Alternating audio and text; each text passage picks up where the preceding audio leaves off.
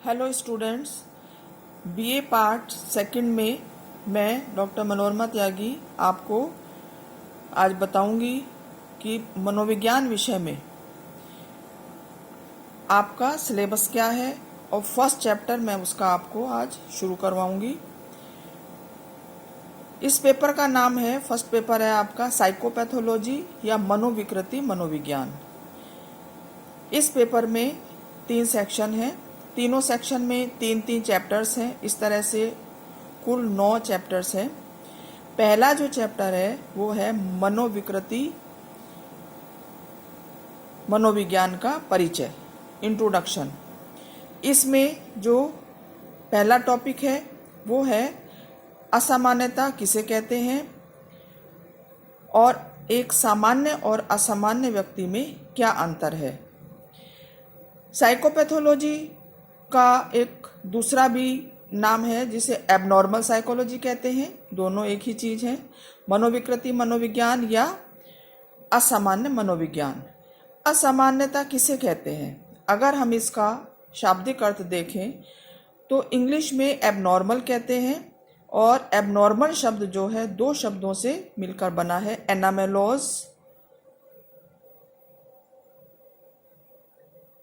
एनामेलोज शब्द से इसकी उत्पत्ति हुई है। एबनॉर्मल शब्द की जो 2 शब्दों से मिलकर बना है, एनो और मेलोज।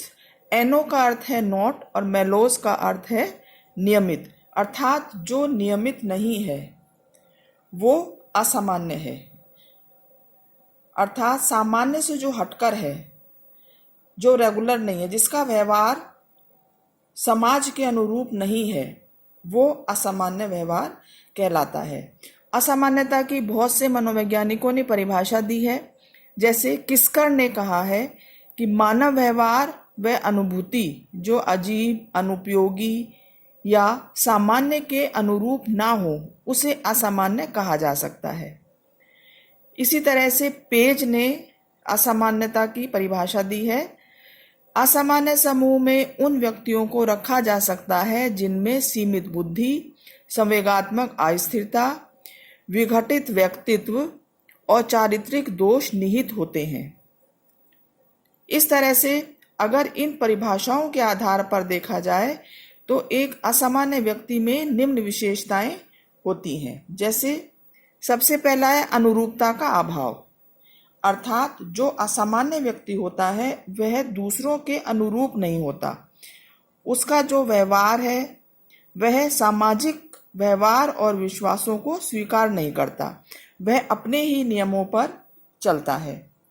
दूसरा जो असामान्य व्यवहार की विशेषता है वो है असुरक्षा की भावना। इस प्रकार के व्यक्तियों में असुरक्षा की भावना होती है और वे हर समय किसी न किसी असुरक्षित भावना से घिरे रहते हैं। इसी वजह से उनमें आत्मविश्वास की कमी रहती है और साधारण सी कठिनाई में भी वह व्यक्ति घबरा जाता है। इसी तरह से तीसरा जो विशेषता है, तीसरी चिंता की भावना। असामान्य व्यक्ति प्रायः चिंता में घिरा रहता है और अनेक प्रकार की दुखद घटनाओं, निराशाओं के कारण वो निरंतर दुर्बल होता चला जाता है। एक अन्य विशेषता है व्यक्तिगत अपरिपक्वता। ऐसा व्यक्ति इमैच्योर होता है, उसमें उसके व्यवहार में परिपक्वता दिखाई नहीं देती और वो कभी कभी बहुत अपरिपक्व व्यवहार करता है।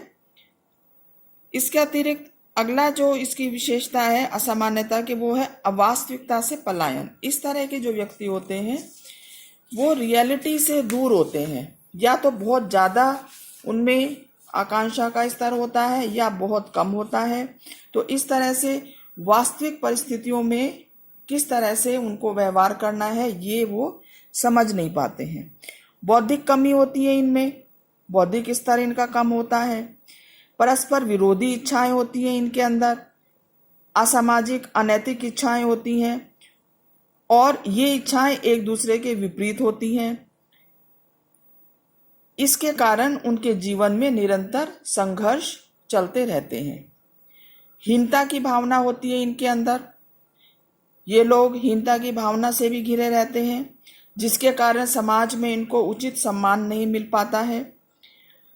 इसके अलावा अत्यधिक गहन अंतर्मुखी व्यक्तित्व होता है इनका। अंतर्मुखी से मतलब है वह व्यक्ति जो अपने तक सीमित रहता है, सामाजिक नहीं होता, एकांत प्रिय होता है और दूसरे लोगों से मिलना जुलना कम पसंद करता है, उसको अंतर्मुखी कहते हैं। तो असामान्य जो व्यक्ति होता है उसमें उनका व्यक्तित्व जो है अधिकतर अंतर्मुखी प्रकार का होता है। अब अगर हम देखें कि सामान्य और असामान्य व्यक्ति में क्या अंतर होता है, तो हम ये पाएंगे कि पहला जो अंतर है वो है सामान्य व्यक्ति में सुरक्षा की भावना होती है, जबकि असामान्य व्यक्ति असुरक्षा की भावना से घिरा हुआ होता है। अन्य जो अंतर है दूसरा, असामान्य व्यक्ति में क्रोध, ईर्ष्या, भय आदि जो संवेग हैं या तो बहुत अधिक होते हैं या बहुत कम होते हैं, अर्थात उनका जो एक सामान्य स्तर होता है वो उनमें दिखाई नहीं देता है। बहुत जल्दी क्रोधित हो जाते हैं, बहुत जल्दी चिंता में ग्रस्त हो जाते हैं इस तरह के व्यक्ति। तो इनका जो संवेगात्मक जो स्थिरता है इन व्यक्तियों में कम होती है। इसी प्रकार से सामान्य व्यक्ति अपने समाज में, अपने वातावरण में सामान्य तरीके से व्यवहार करता है, जबकि एक असामान्य व्यक्ति का जो सामाजिक समायोजन है वो दोषपूर्ण होता है। वह उसके सामाजिक संपर्क कम होते हैं, वह लोगों से कम मिलता जुलता है, एकांत प्रिय होता है।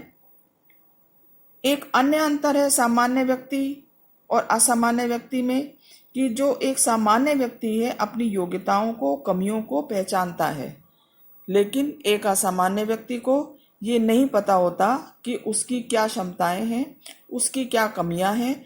तो इस तरह से क्योंकि इस अज्ञानता के कारण वो अपनी क्षमताओं का पूरी तरह से उपयोग भी नहीं कर पाता। अन्य एक अंतर है कि सामान्य व्यक्ति का व्यक्तित्व जो है वो संतुलित होता है, जबकि असामान्य व्यक्ति का जो व्यक्तित्व है वो अधिकतर बिखरा हुआ, विघटित और असंतुलित होता है। उसमें सामाजिक उदारता के गुण कम होते हैं।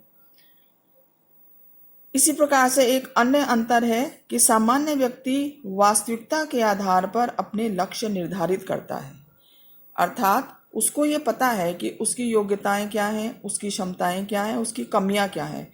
उसी के आधार पर वो अपना भविष्य का जो लक्ष्य है वो निर्धारित करता है, जबकि असामान्य व्यक्ति जो होता है उसको अपने क्षमताओं के बारे में, कमियों के बारे में ज्ञान नहीं होता है और इस कारण से वो अपने लक्ष्यों को निर्धारित करने में ज़्यादा सफल नहीं हो पाते हैं, या तो बहुत ऊंचे लक्ष्य बना लेते हैं या फिर बहुत कम लक्ष्य बनाते हैं।